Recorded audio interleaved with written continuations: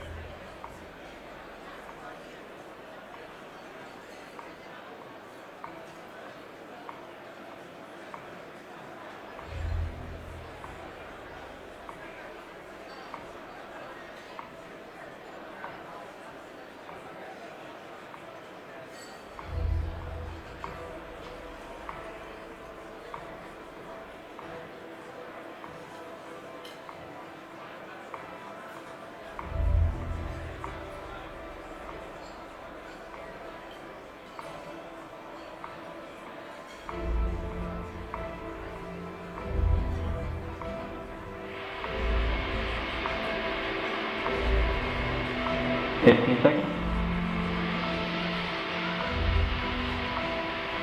Nice. 10, 9, 8, 7, 6, 5, 4, 3, 2, 1. Ignition. Engine full power. And liftoff of Starlink. Go Starlink.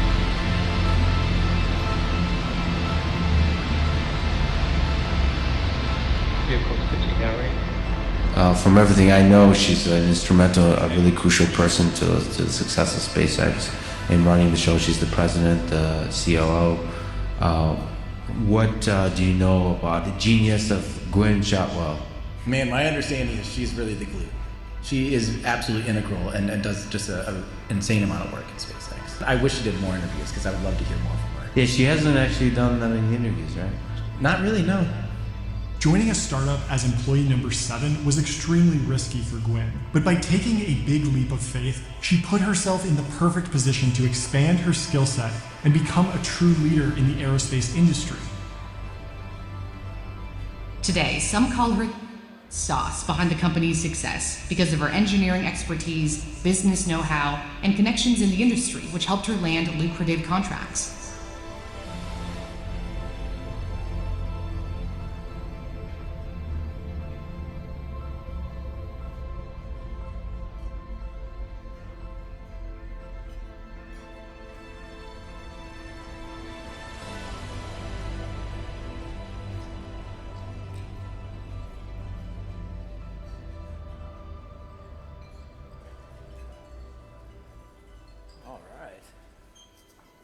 Hello. Hi, Gwynne. Jace, how are you? I'm pretty great. How are you? I'm great. Happy to be here, actually. Folks in the audience, how are you? Awesome. Are you good?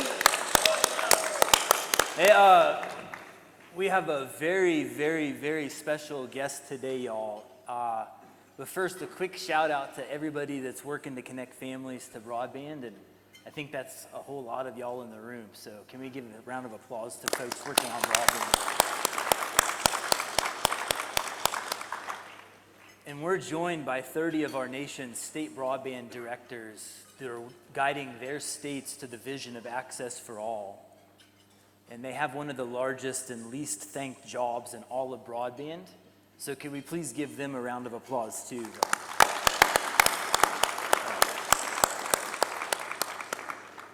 And folks, please join me in welcoming our very, very special guest, SpaceX COO and President Gwynne Shotwell. And y'all, we're honored to get time with Gwynne today, but first she brought something out of this world to show y'all.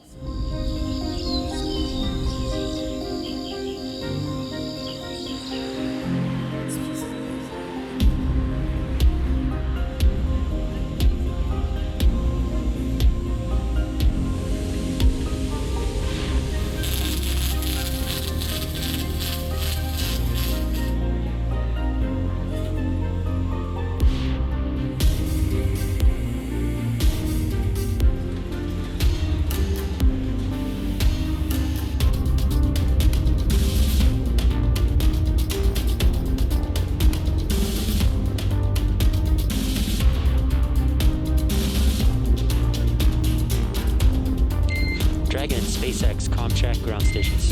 Integration forward, go for launch. Launching SpaceX. 3, 2, 1, 0.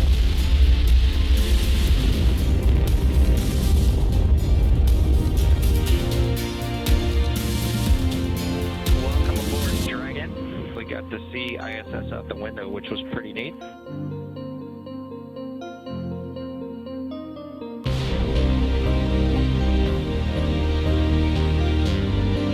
Largest window ever flown in space.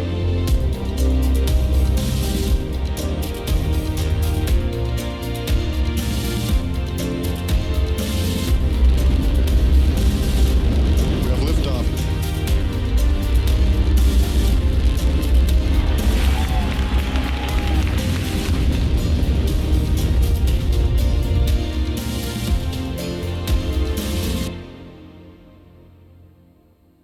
Good one, too.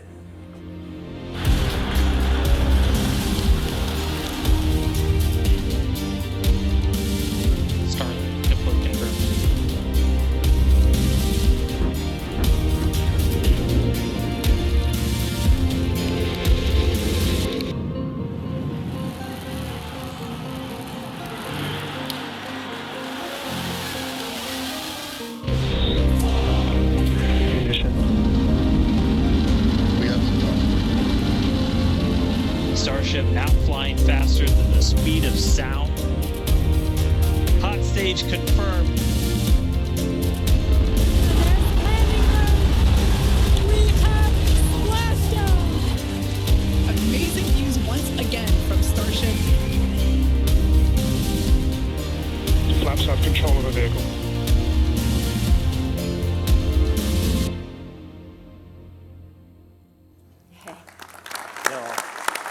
That's some pretty wild and world-changing stuff that you and your SpaceX crew have accomplished, Gwynne. But can you tell us first, what is SpaceX? Why was it founded? And what makes it unique? So. Yeah, I appreciate the question. First of all, let me ask, before the video, is anyone in the audience not familiar with SpaceX? I live in a very small world. The space community is very small, but is there anyone in the audience who is unfamiliar with SpaceX? Wow, that's awesome. It's unusual. I do a lot of speeches, and usually about a third of the hands like, I don't know what a SpaceX is. Yeah, so my boss, Elon Musk, founded this company in 2002 with a singular purpose, and that was to build transportation capability, rockets and spaceships that would allow people to live on other planets. And it sounded insane in 2002 when I interviewed for the job, and it doesn't sound insane to me anymore. We are on the right path. We are figuring out the technologies necessary to take people to the moon and onto Mars. Who'd like to go to the moon? It's like a weekend. It's just a weekend trip. Pick me. All right. Okay, And then there's Mars, which is a longer trip. Who wants to go to Mars? Kind of. That's a long trip. That's like a 6-month submarine voyage. I really want to go to the moon. Actually, I hope when folks get to go regularly, hope that's less than 10 years from now, and I'll be 70. Hopefully I'll be a fit 70, and I want to go to the moon. Let's go to the moon. Let's go to the moon. A couple of Midwestern Moonanites. Yeah, we're Moonanites. We realized that in the green room. Yeah. So Elon founded the company to make human life multiplanetary. Yep. And we've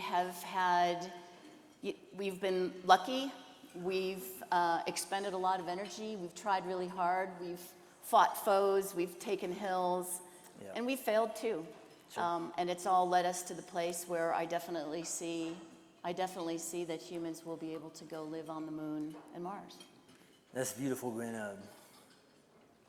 You I think underestimate your role in all of that. So I'd like to talk through something real fast. Like, you helm a company that's launched and landed hundreds of reusable rockets.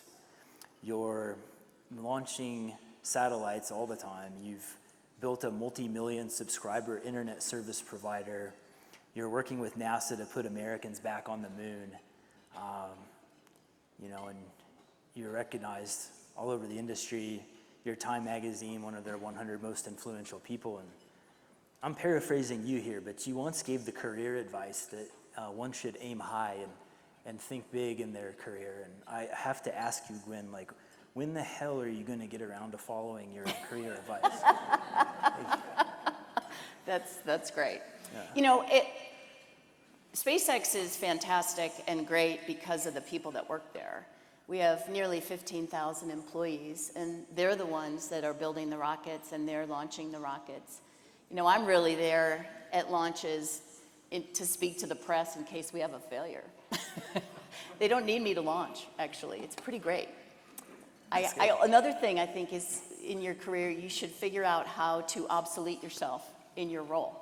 That's another, I think, important feature. Just like we obsolete our technology to make the next vehicle system better. That's good. Gwynne, last year was a pretty huge year for SpaceX. Y'all launched nearly 100 rockets carrying things like astronauts to the space station and, mission-critical national security payloads for the Pentagon, and, of course, Starlink satellites. nearly 100 rocket launches. Is that normal for a rocket company, or what's going on there? Hopefully it will become more normal. I really want to see people thriving on Earth, on the moon, and Mars, and it's going to take more than SpaceX launching hundreds of times a year. It's going to take a lot to do that. But traditionally, I think a big year for a rocket company is a dozen, maybe 2 dozen launches a year. And the key for us is we got to start our technology pathway. We got to make all the decisions early on.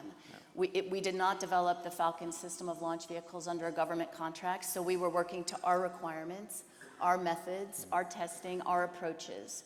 And that clean sheet of paper approach was incredibly valuable to us. We got to think about all parts of the development program and all parts of how we were going to operate this vehicle. If you don't design a vehicle that's operable often, then you get stuck with a rocket that you can only launch once. Yeah. It goes once and then it dumps itself in the ocean. And we figured a way to not have it be like that. But let's think about the aircraft industry, airline industry. If airplanes were only used once and you tossed the aircraft after that one trip, life would be very different. We probably wouldn't be here chatting today. I don't think we'd know what broadband internet would be, right? The world would be so different. And we really wanted to take an industry like the rocket industry and try to make it more like the aircraft industry. So our rockets, currently the Falcon family of launch vehicles, that was the first part of the video, that was the Falcon and Falcon Heavy. The first stage, the first part of that rocket is reusable. It carries the second stage, drops it off, not quite orbital, in a suborbital, and then the second stage lights and goes on to get to orbit. First stage fires a number of times depending on what the mission is, and comes back and lands either on land or on a ship. You got to see it land. Actually, I think there was both a land landing and a ship landing in that. Sweet. Gwynne, shift here for a second. You are teaming up with NASA to put Americans back on the moon soon. And so this is a 3-part question. I'm 60, so give me one at a time because I'll forget. Okay. Part 1 is, how freaking cool is that? That's easy. That was super cool. It's super cool, right? Super cool. Okay. We did not anticipate winning that deal, and we were very excited when we did. Yeah, and part 2 is, do you have room for one more? I thought we talked about when the Moonanites go, you get to go. I just want to make double, triple sure, Gwynne. Okay. And part 3 is, critical to that mission is the development of Starship. Correct. Which is the largest rocket ever launched. And you recently not only launched, but you landed it. Can you tell us more about Starship? Sure. So as I talked about, you obsolete yourself from your job. We obsolete our products as well, because if you don't obsolete your products, someone else is going to find a way to do that, right? So as I mentioned, the Falcon family, the first stage is reusable. Starship, our next generation of rockets, or the system that's going to obsolete Falcon, both stages, the entire system will fly, get its payload to orbit, and come back and not just land on land or on a ship out in the middle of the ocean, but it will land back on the pad. So when you land an aircraft, you land on a runway, and you taxi to the gate. People get on, people get off, cargo goes on, cargo goes off, and then it goes back to the runway. What we want to do is kind of eliminate, we're going to be more efficient than the aircraft industry, right? Yeah. We're going to land directly on the runway. We're going to land on the runway, people are going to get off on the runway, and we're going to go back and launch from the runway. Nice. We've had 4 flights. And by the way, this one is really hard. We know rockets. We've had a lot of successes. We've had some failures too, by the way, because rockets are hard. Yeah. But the key element of the Starship program is both that it is rapidly reusable, which is why we bring it back to the launch pad, and highly producible. It takes us start to finish to build a Falcon, probably like 18 months. Wow. Long lead items, machine the engine components, put the engine together, jam them on the back end of those tanks, which are like beer cans. Starship, we want to fly hundreds of times a year, if not thousands of times a year. If we have a settlement on Mars and you've got 1 million people there, you're going to have a lot of transportation back and forth. Wow. Yeah, so it needs to be very producible as well. Visuals might help here. I think we have a clip of Yeah, Starship. let's look at Flight 4. One, this is the final go, no-go poll for Starship Flight 4. Stage 1. Go. Stage 2. Go. Flight 2. Go. Flight directors, go for launch.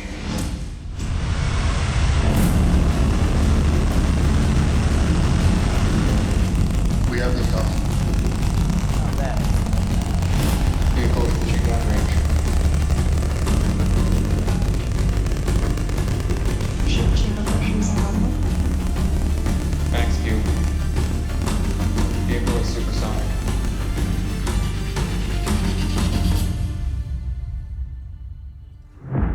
Booster engine cut off. Ship ignition. Stage separation confirmed. Hot stage confirmed. Ship under its own power. Is the first start off? View of the jettisoned hot stage.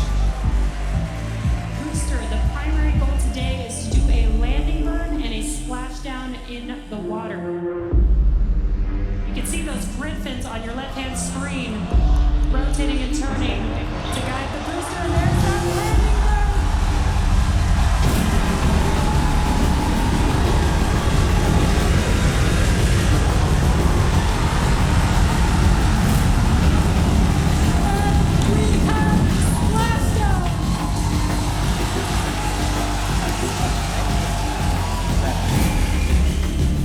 Ship engine cut off. Our primary goal is to get through the extreme heat of Starship reentry. Starship is approaching entry interface.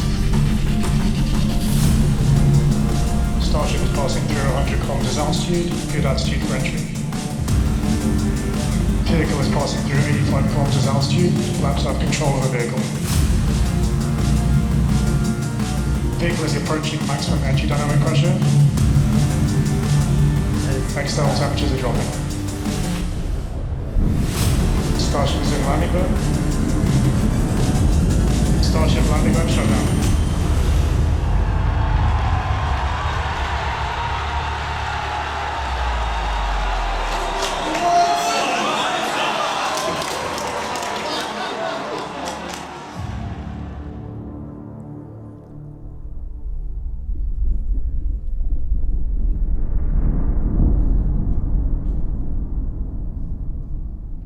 Yo. So Okay. crazy. That's so cool. I'm such a vidiot. I love our videos. Yeah, y'all do a pretty decent job at those. Gwynne, this reusability thing, like, Key. how important is it to SpaceX, and how does it enable Starlink?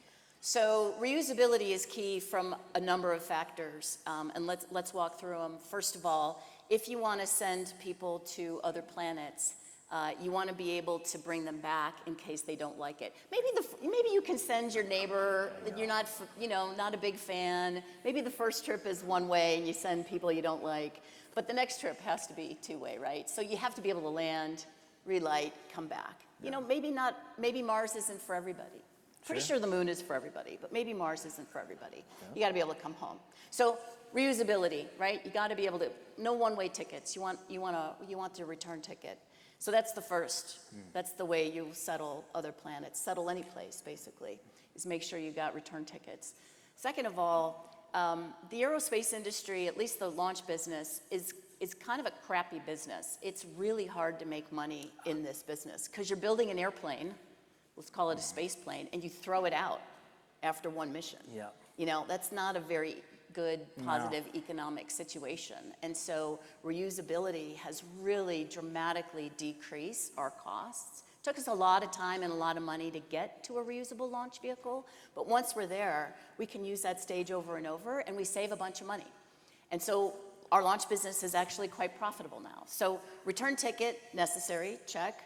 Profitability, got to be profitable because we take all our money and reinvest it in our products to make them better, make them more reliable. Speaking of reliability, we think when you reuse a stage or when you use that system over again, you've already tested it, you've flown it. You get to bring it back and examine it. Are you getting cracks in the hull, right? You learn from it. And so you can make your system better, more reliable, a more robust design to ultimately carry people further and further. So reusability, return ticket, higher reliability, better economics, and from an environmental perspective, we're not just like dumping it in the ocean, which is terrible, like travesty. This is good. So reusability is key. Key. And you talked about Starlink, right? We're flying Starlinks right now between 20 and 30 per launch, about twice a week. Starship will be able to put a few hundred satellites at a time on that vehicle. And it will make it, and because both stages are reusable, it'll be cheaper to fly that giant Starship vehicle than my Falcon vehicle, because I do throw the second stage away on Falcon. And it's, like a $10, $12 million throwaway. So it's really good business. It will be a really good business. Reusability is good business. Reusability is good business. So on a much more serious note, Gwynne, do y'all ever make like rocket blast off sounds when they're the lift-offs, like? In all seriousness. Or you just play the video and then you get it. Or like space laser sounds, like pew pew. You don't do any of that? I don't do that, Jace. You can do that though. Okay, I'll do that. We do the 5, 4, 3. We do the countdown though. We're kind of nerds that way. Okay, but speaking of space lasers and measuring contests, latency, as y'all know in the broadband industry, is the Achilles heel of most non-fiber technologies. And laser link between satellites is just one of many latency reducing innovations that y'all have pioneered at SpaceX into Starlink. And curious, Gwynne, what else and how else does Starlink as a low Earth orbit system differ from what we historically normally think of as like internet satellite? Yeah, satellite internet prior to the Starlink system, and there are others coming as well, was done at geostationary orbit, which is about 35,000 kilometers away from Earth. Starlink is about roughly 500 kilometers away from Earth. So the latency, and it's a ping up and back, right? So it's roughly 7.5 times further to geo, and then back. So you're like, it's like 15x. The distance is. Yep. Yeah, so you can see how far it is. That's good. Purely physics, if you take away any of the losses, that signal travels at the speed of light.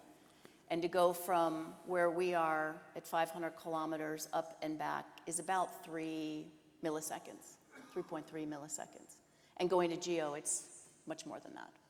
So now with the laser links and everything in place, are there situations in which you could potentially be faster than fiber from one part of the world to another? It really depends on your networking and how many times you need to go through kind of a gateway or a ground station, because there's losses there, in fact.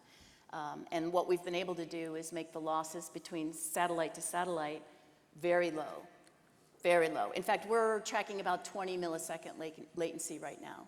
Cool. We'll never get to the 3.3 because you got to get. So you take your signal from your dish out in the middle of some rural place in the U.S. You go up to the satellite. It may travel around to another satellite and then come down into our gateway over to a POP.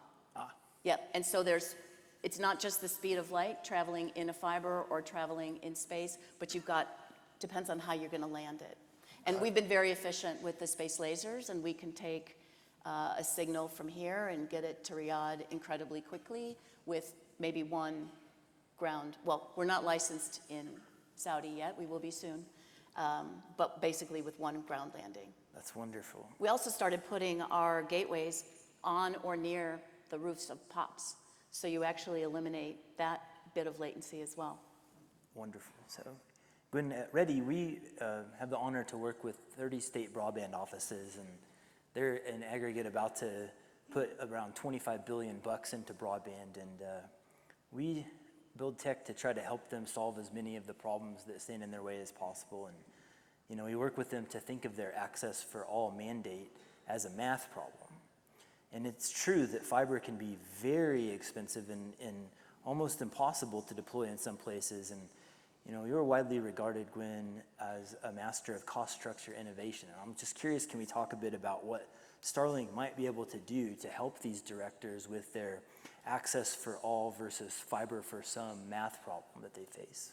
So Starlink, if think about a constellation of satellites with complete global coverage. And that satellite doesn't care if I'm landing a beam or landing a signal in the middle of Manhattan or whether it's landing in rural Texas, which is where I live. So what's brilliant about this constellation concept is that it is very complementary with fiber. Currently the beam projection on the ground is about 22 kilometers. We'll keep shrinking that. And you could put a couple hundred users on a beam currently. Every generation we do makes it beam smaller, more people per beam.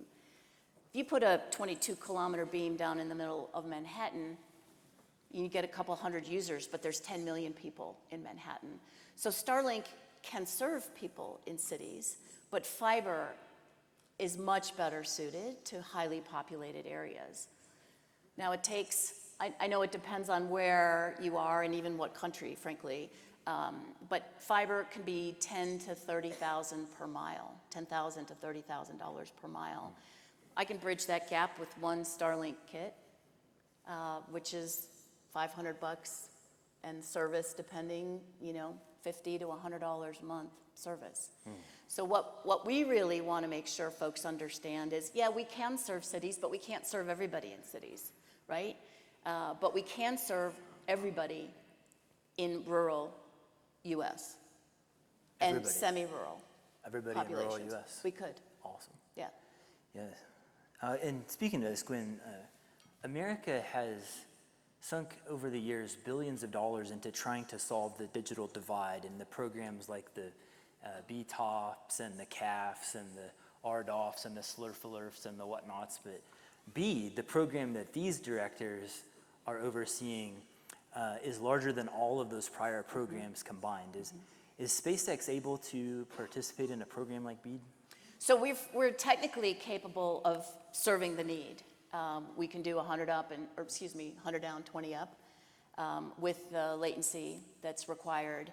There are some structural elements of the BEAD program that we're working with Commerce to get through that would make it work really well. So let me explain just a couple of those.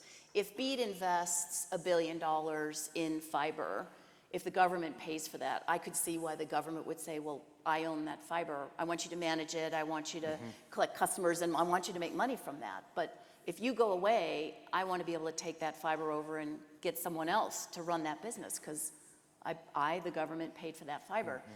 I've put over $10 billion into Starlink. The government hasn't paid for that. So I've deployed a network. Sure. And so for me to participate in BEAD, I don't want BEAD to say, well, if something happens, I get your network, because they didn't pay the $10 billion for that network. So it's things like that. But by the way, Commerce is very interested in SpaceX participating in this program. In fact, I think it's the only way to get to those super high cost areas. I don't think the math works without Starlink or basically a LEO telecom provider. It's just too expensive. That's good to hear. Shifting gears for a moment, Gwynne, can you honestly think of a better suited name for somebody that leads a rocket company than Shotwell? Yeah, that's my husband. I married him because he had that name, actually. Yeah. Don't tell him. Is that why? Don't tell him I said that. Okay. I hope he's not tuned in on this.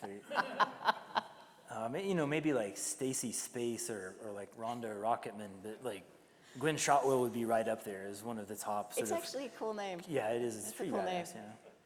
Yeah. So Erica and Candace from your team recently hosted a group of us out in your headquarters in Hawthorne, and a number of us were blown away, and I walked away personally thinking, thank God that you're doing what you're doing for humans, but also that you're doing it specifically here in America. Starlink is a global internet service provider, and SpaceX is working to make humankind multiplanetary, but you're building the future right here in America. And that means a lot to a lot of us. And so I was wondering if we could talk a little bit about what America means to SpaceX and potentially vice versa. So we are an international company. We serve customers across the globe, both with Starlink and on the launch side as well. But this company was founded in the U.S. In our employee base, we have about 15,000 employees. Most are either U.S. citizens or U.S. green card holders. Not all.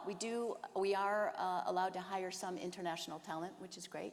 But State Department, we have to work pretty closely with the State Department to make that work. But we're an American company on American soil, developing, building rockets, spaceships, user terminals, gateways in the U.S.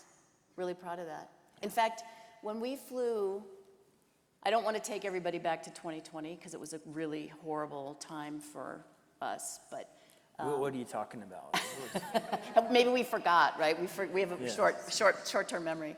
Yeah, but in the middle, like the very beginning of COVID in May of 2020, we flew the first astronauts. We flew our first astronauts to the International Space Station and back. And that was the first time that the U.S. had flown astronauts with a U.S. rocket on U.S. soil since 2011 and Atlantis's last flight. Wow. So we're proud patriots, actually. And I'm just thrilled that we can leverage that technology and it's relevant across the globe as well. But we're starting here at home. No, thanks for doing what you do. And the SpaceX crew is pretty awesome. But, can we fast forward to the future for a few minutes? At Ready.net, we help build technologies that help utility providers connect more families to better services at lower cost. And we're working towards a future in which we've helped those providers and their stakeholders connect tens of millions of families to better broadband and energy and water. What is your vision for the future of SpaceX and Starlink in a few decades? So there is no question that as a team of telecom providers, we can connect everybody on the planet that wants to be connected. Starlink is a big part of that. But we won't do it alone, right? We need we need fiber, fixed wireless, microwave. We can all play in this role or in this space. But in 5 years, there should be no one that is not connected to the internet that wants to be. Some people don't want to be. But there should be no one on planet Earth that wants to be connected that isn't connected. And that is doable in 5 years. We could do it sooner than that too, actually.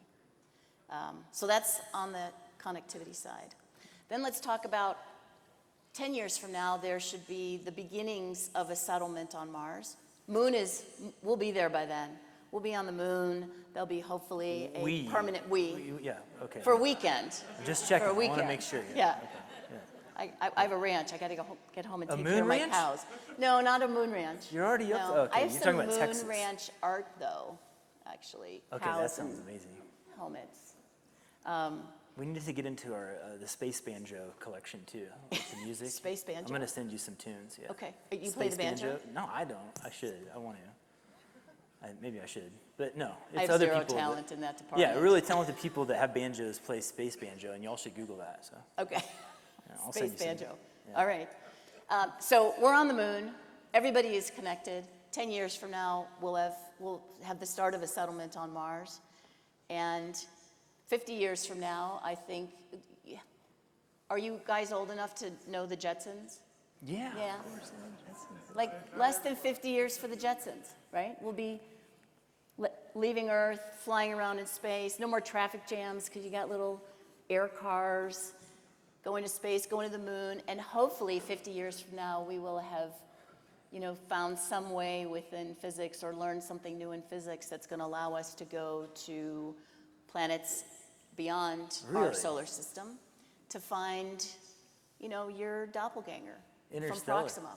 Wow. Y'all are thinking of interstellar. I do, actually. That's why I do what I do. Wow. I mean, Mars is okay, but it is a fixer-upper planet. It's going to be rough. It's going to be really rough. That's why I'm not going. You get some good I don't like deals camping. There, I like nice hotels. Yeah. But someone's brave enough to go to Mars and start it off. Can we get a quick show of hands, like who would go to Mars? Like, did you? There was like. Did you see? Okay. Less now after the talk. Way to go. It was just way to promote. Yeah. We're gonna do a time series on that. You know, Gwynne, this is a dad joke warning, okay? How do you put the baby astronaut to sleep? I don't know. You rock it, Gwynne. Okay. You rock it. I can't believe I don't know that joke. Yeah. You rock it. Good. And you said there were like 3 dad jokes. That was the one. That was it? Yeah. Just one? Yeah, just. That's a good joke. No, thank you. I saw it online. Yeah. Thanks to the internet. You know, you're Did bringing you look the that people up? there. I did. Okay. I love babies. I wish I had grandkids, but my children aren't participating in my vision. If Gwynne's kids are in the audience or watching it, you know. No pressure. Yeah. Hurts fertility. I have my parents here in the audience. Do you? Ma and old man, and yeah, we got Wafer Way Wilson. Your grandparents, you're lucky. Yeah. So, Gwynne, you know, I want to save some time. That if there's anything else, and you're in the industry, you're thinking about Mars, you're thinking about the moon, you're thinking about interstellar.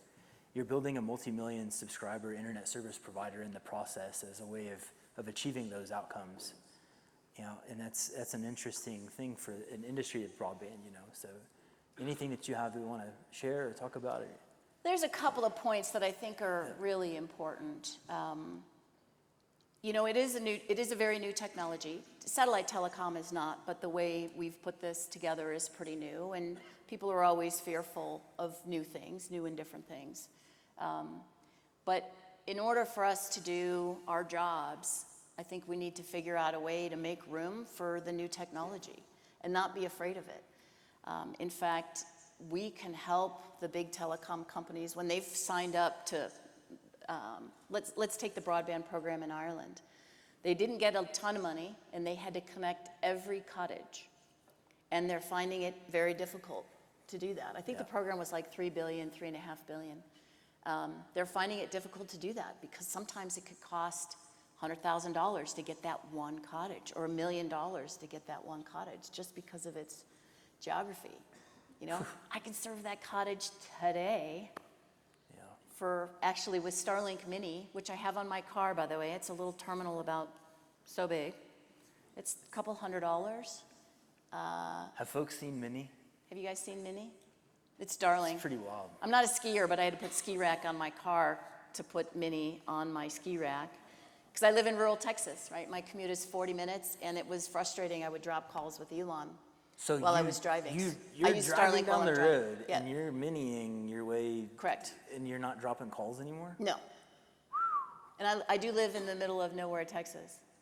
I'm 14 miles away from a town that's about 11,000 people and 16 miles away from a town that has about 15,000 people. How many dishes do you have, you said? Well, on the ranch, I have a ranch, almost 1,000 acres, and we have 7 Starlink units, including my car, and I pay for my mother-in-law and my aunt, because they help on the ranch. Yeah, cool. Yeah. I used to have, before that, I had DSL service, and it was $145 a month, and it was really terrible. Netflix on a Friday night was very jittery. And the cable, the cable, I call it a cable, it wasn't really a cable, actually laid across a gravel road.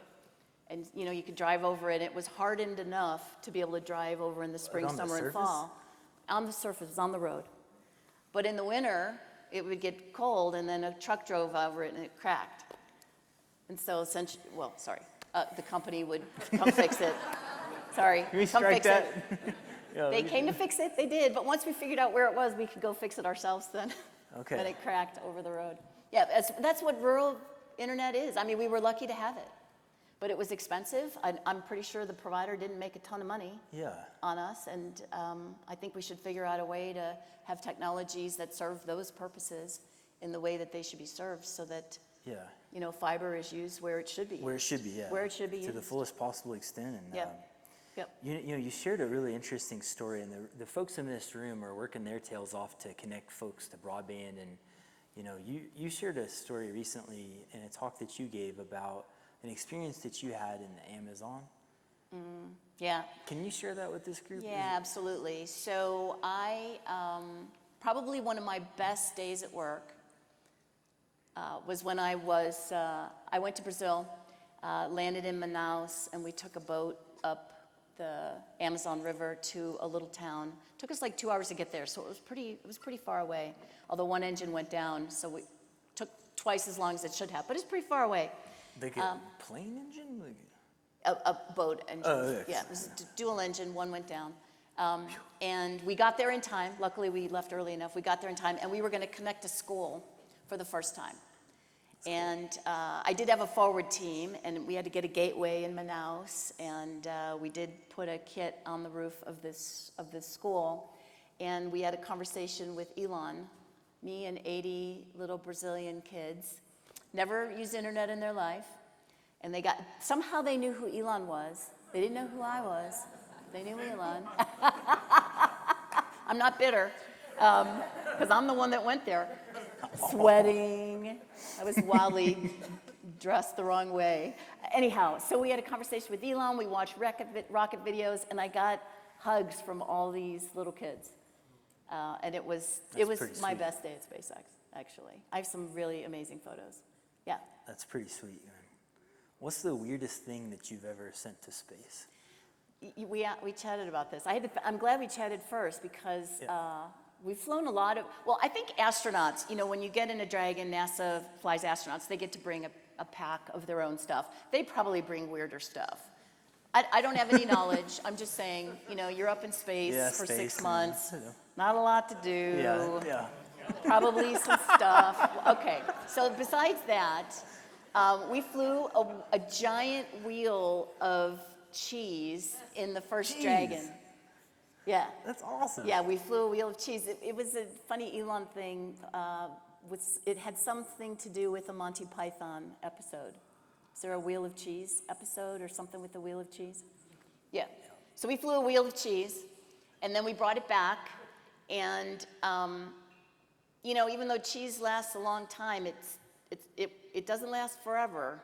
But we didn't want to get rid of it, so we put it in this vacuum-sealed container with a clear top, so you could see the wheel of cheese forever. Wow. But I don't think it was fully sealed. Oh. Well. Yeah, I'm not sure where the cheese is anymore, or if it's even cheese anymore. Oh boy. Y'all has this been a cool talk? It's good. Just a reminder for folks to hear from world changers like Gwynne at broadband.io, and I want to send a quick shout out to the Mountain Connect team and for hosting and having everybody here, and another round of applause please for the state broadband directors that are working their tails off. And a major shout out to the Ready.net and SpaceX teams for all y'all are doing to connect families and get stuff done. And I want to say thank you all again, and folks, if you could in the room, join me in thanking our very special guest, Gwynne Shotwell. Thank you.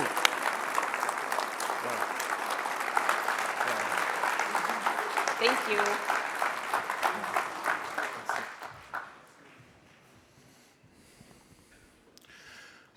Well, that was interesting. Can always count on Jace for interesting comedic relief. I hope you enjoyed that. I think that is a message the industry, at least in terms of the portion about what they're doing with broadband, is necessary.